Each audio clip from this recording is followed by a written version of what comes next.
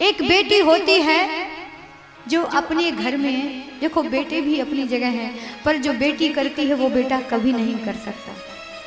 एक बेटा हमेशा बेटा रहता है, लेकिन एक बेटी एक माँ भी बन जाती है।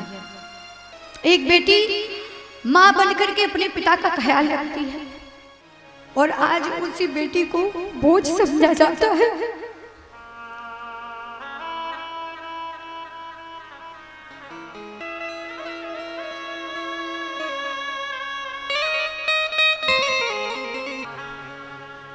आज के समाज में उसी बेटी को बोझ समझा जाता है।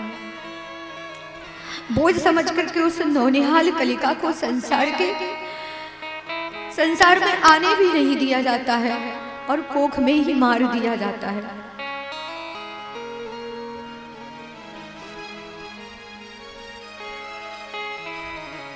इसके दोषी भी हम और आप ही हैं।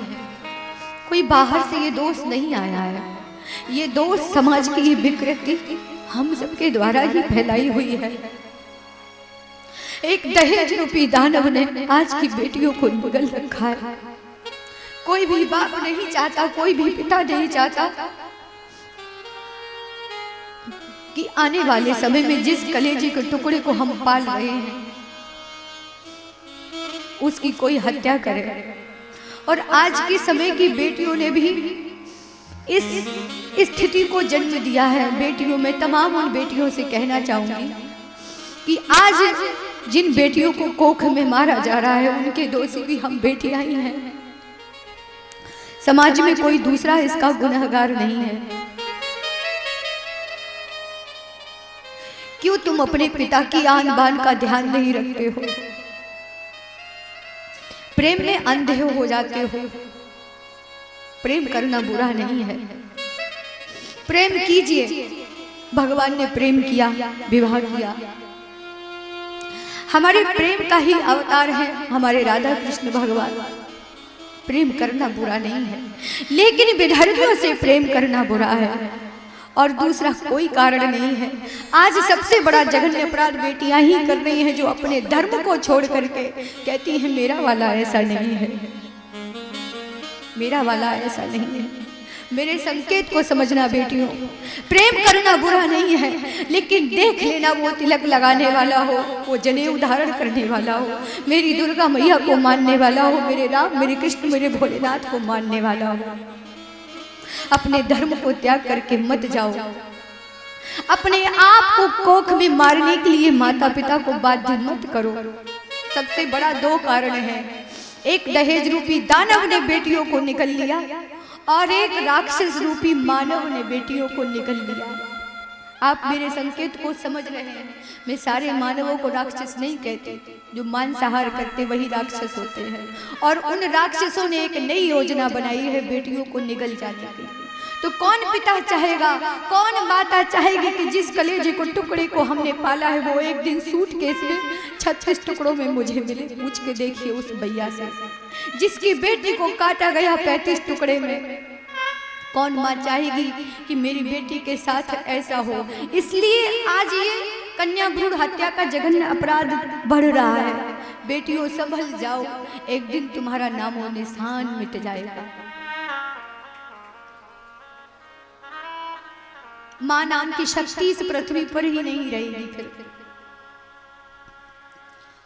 प्रेम करना बुरा नहीं, प्रेम करो, पर अपने धर्म का त्याग मत करो। हमें बचपन से समझाया जाता है निज आन मान मर्यादा का प्रभु ध्यान रहे, अभिमान रहे।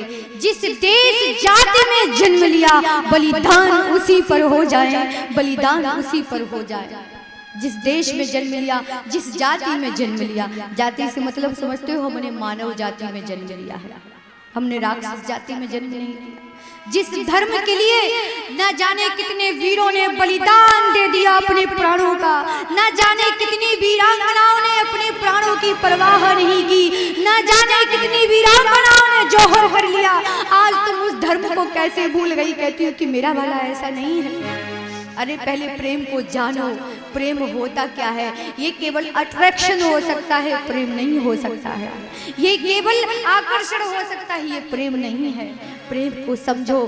प्रेम तो त्याग करना सिखाता है, प्रेम मोह करना नहीं सिखाता है। आज दहेज के लिए भी बेटियों को जला दिया जाता है, आग लगा दी जाती है, उनकी हत्या कर दी जाती है। तो समाज में आई हुई इस विकृति के जिम्मेदार भी हम और आप ही हैं। दहेज की बलिवेदी पर आज बेटी चढ़ाई जा रही हैं। कौन मैया चाहेगी? आज जब घर में एक बेटी जन्म लेती है तो पिता के मस्तक पर चिंता की लकीरें उभर आती हैं। अगर कहीं दो दो तीन तीन बेटी हो गई तो उस पिता को रात्रि में नींद आना बंद हो जाती है, क्योंकि इतना धन मैं कहां से जुटाऊंगा। पैरों की एड़ियां घिस जाती हैं वर ढूंढते ढूंढते, और हर जगह से वो पिता निराश हो जाता है। क्यों?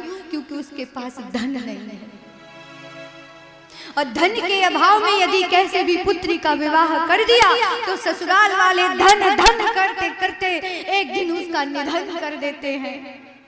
और फिर पूछिए उस मैया पर क्या गुजरती है। नगला राम सुंदर में एक कथा मैंने कही, इधर इटावा उत्तर प्रदेश में। तो जब तक मैंने 7 दिन कथा कही, एक दिन वो मैया बैठी बैठी रोती ही रही, देख देख करके रोती थी। उसे मुझे देख करके अपनी बेटी की याद आती थी। और जब उन्होंने अपनी बेटी की वो घटना सुनाई कि कैसे नृशंस हत्या कर दी गई दहेज के पीछे, सच कहती हूँ मेरा रोम रोम खड़ा हो गया। ऐसे क्रूर लोग भी होते हैं इस संसार में। बेटियां बोझ नहीं होती हैं, बेटियां तो ममता की खान है, बेटियां तो दया की पात्र हैं। इस दहेज रूपी दानव से अपनी बेटियों को बचाएं।